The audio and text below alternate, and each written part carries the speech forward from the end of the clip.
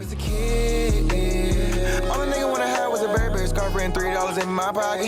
Instead I got beat with a switch, but I don't give a fuck, but it's on my body. Scars all up on me, but I run around from everybody. Life lesson learned, I better learn from this bitch, nobody. She pushed me around, she didn't give no motherfucks about it. She broke my heart 3 times, but I ain't getting... The Baltimore Ravens are going to be traveling on the road to face the Indianapolis Colts.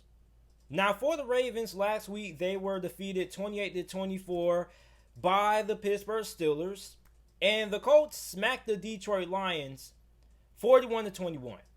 Now, one of the biggest headlines heading into this game for the Ravens is that their star cornerback Marlon Humphrey has officially tested positive for the CVID virus. And him and 7 other players have been added to the CVID/IR list. And the 7 other players, those guys haven't came down with the virus, but anytime you have players who are in close contact with somebody who has contracted the virus, they have to take extra precautions. So those players include LJ Ford, Deshaun Elliott, Patrick Queen, Matthew Judon, Malik Harrison, Tyus Bowser. All 7 of those guys, we don't know if they're going to be able to play this game. Now, those guys we don't know if they're going to be able to play this game, because for those guys to be able to play, since none of those guys came down with the virus, they're just taking extra precautions. For them to be able to play this game against Indianapolis, they have to have 5 straight days that none of those guys test positive for the virus. So if those guys go 5 straight days, not being around the team and things like that, and they don't have any positive test results back, those guys are going to be able to play this week against the Indianapolis Colts. Now let me repeat that one more time so you guys understand. The 7 players that were added to the CVID/IR list have not officially tested positive for the virus. They're just taking extra precautions. Anytime there are players that are around the proximity of somebody that has tested positive for the virus, they have to take extra precautions. So if those guys have 5 straight days that they come back with negative test results, they're going to be able to play against Indianapolis. So because of that, this is going to be a really hard game to predict because of that. Because if, let's say, a couple of those guys aren't able to play in this game against Indianapolis, or no 7 of those guys are able to play at all, then the Colts are going to have a big advantage. Especially when you look at what the Colts like to do. The Colts like to run the football. Okay, and if Malik Harrison, LJ Ford, Patrick Queen aren't able to play in this game, that is going to be an incredibly big loss to the Baltimore Ravens, because you're basically going to have all your starter linebackers unavailable. And this game hasn't had any talks about being rescheduled or being postponed. So basically, even if these guys are not able to play or not, this game is still going to go on as scheduled.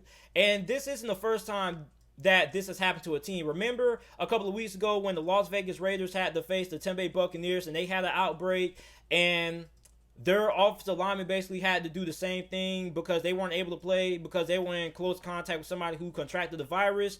So those guys weren't able to suit up against the Buccaneers, and the Raiders basically played backup offensive linemen against the Bucs. So in a situation like this, if the Ravens aren't able to have those guys playing this game, that is going to be an incredibly big loss to this Ravens defense. You're going to be without potentially a lot of starters in this game. Now, the Colts, on the other hand, they also have concerns on their side when it comes to player availability, such as Rocky Sin, T.Y. Hilton, and Jonathan Taylor. All 3 of those guys are listed as questionable heading into this game. Now that we have that out the way, let's talk about the game at hand.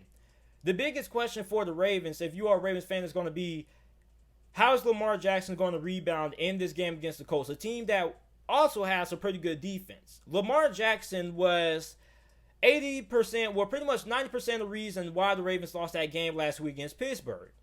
He had 4 turnovers in that game, okay? And if Lamar Jackson doesn't turn the football over 4 times, or if he just splits those 4 turnovers in half and he only has 2 turnovers in that game against Pittsburgh, the Ravens win that game. Because the Ravens dominated Pittsburgh. They dominated them in time possession. They were able to get Pittsburgh off the field on 3rd down. They were able to run the ball for over 200 rushing yards on the Pittsburgh Steelers defense that didn't allow 100 yards rushing all year. Baltimore really was the better team last week against Pittsburgh. But because of Lamar Jackson and his turnovers, that was a big reason why the Steelers were able to prevail and get the victory, and why the Ravens ended up losing that game. And you're facing a Colts team that right now is one of the hottest teams in the NFL. The Indianapolis Colts have won 5 out of their last 6 games ever since their Week 1 defeat to the hands of the Jacksonville Jaguars. And Phillip Rivers has played fairly well in the last couple of games. He hasn't really turned the football over all that much. And the Colts have did a pretty good job running the football. Now, this is where the confusion kind of lies, because you don't really know what's going to happen with the Baltimore Ravens in terms of the availability of their starters. Now, if their starters do not play in this game, this is going to be a major advantage for the Indianapolis Colts, because they're going to be without their best corner and Marlon Humphrey. So Jimmy Smith is going to have to step up and be that second cornerback. Marcus Peters is going to get promoted to that number 1 cornerback spot. Deshaun Elliott is going to play. So you're going to have a backup at safety, and you're going to have nothing but backups at the linebacker position. So if the Ravens aren't able to have their 7 guys who are currently on the CV list right now able to play in this game, the Indianapolis Colts are going to be able to pretty much do whatever they want to do offensively. Because from there, you're only going to have to worry about Calais Campbell and Yannick Ngakoue. So if the Colts are able to face the Baltimore Ravens team that has a defense that is pretty much going to be with a lot of backups, they're going to be able to do whatever they want to do offensively. They're going to be able to run the ball. They're going to be able to control time possession. Okay? But if the Ravens are able to have 7 of those guys back, or at least 5 out of 7 of those guys able to play in this game, then this is going to be a tight ball game. I think this is going to be a low scoring affair. I think that both of these teams, if 7 of the defense starters for the Ravens are able to play in this game, this is going to be a game that I think the team that wins is a team that hits 20 points first. Now, for the Colts, are they going to be able to stop the Pittsburgh Steelers run game? Now, the Baltimore Ravens rushed for 265 yards against the Steelers. A Steelers team that, remind you, didn't allow a 100-yard rusher all year. The Baltimore Ravens basically did whatever they wanted to do offensively when it came to running the ball against that Pittsburgh Steelers defensive line. Now, the Colts' run defense is just as good as Pittsburgh's. They are second in the NFL in rushing yards per game allowed. They are allowing 79 rushing yards per game, and they are allowing 3.4 yards per attempt, which also ranks second in the NFL. And the Colts defense overall is one of the best defenses in the NFL. They're 5th in points per game allowed with 19.4 points per game allowed.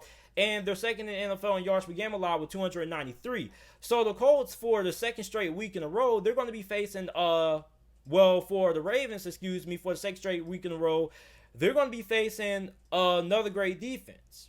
And Lamar Jackson is going to have to step up, and he's going to have to shake back from a really awful performance.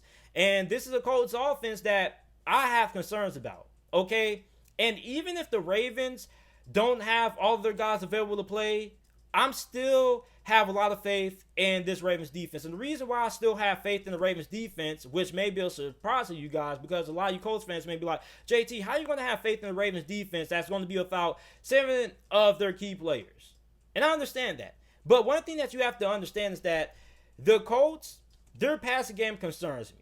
Okay, and it's not on Phillip Rivers. It's because they don't really have a lot of talent at wide receiver. They are extremely thin when it comes to the wide receiver position for the Indianapolis Colts. Okay, T.Y. Hilton, their best wide receiver, is listed as questionable. So if he doesn't play in this game, then Zach Pascal is pretty much going to be their best option heading in. Okay, and remind you that their leading wide receiver last week wasn't even a wide receiver. Nyheim Hines, their halfback, led the team in receiving yards with 3 receptions for 54 yards and 2 touchdowns. So pretty much the Colts are pretty thin at the wide receiver position. So like I said earlier, if the Ravens still don't have all their guys available to play, you still have Marcus Peters and Jimmy Smith. Both of those guys should be up to the task of being able to handle this Indianapolis Colts passing game, which doesn't really add a lot of depth, and they don't really have a lot of talent at the wide receiver position. Now, for the Colts, you're hoping that rookie Michael Pittman is able to step up and have a big game if T.Y. Hilton is unable to go. And even then, T.Y. Hilton hasn't really done all that much all this year for the Colts in the passing game. So, for the Ravens, this is a weird game to predict. Okay, because I am going to take the Indianapolis Colts to win this game. And the reason why I want to take the Colts to win this game is because I don't know how many players for Baltimore is going to be available to play in this game. Don't really know what's going to happen. Okay, because even if these guys do have 5 straight days that all these guys come back with negative test results, like we saw with the Las Vegas Raiders, they still went with pretty much the whole entire offensive line being unable to play against Tampa Bay. So I don't really know what's going to happen with this situation, but as of right now, I'm going to have to take the Colts to get this victory here because I just don't see how the Ravens are going to be able to get any stops on defense or be able to stop the run at that if they're going to be without their starting linebackers. So if the Ravens are able to have all their guys back aside from Marlon Humphrey and they're able to play in this game, I'm going to take the Ravens. So if the Ravens are able to get those 7 guys back and they're able to participate in this game, I think the Ravens pull off the victory.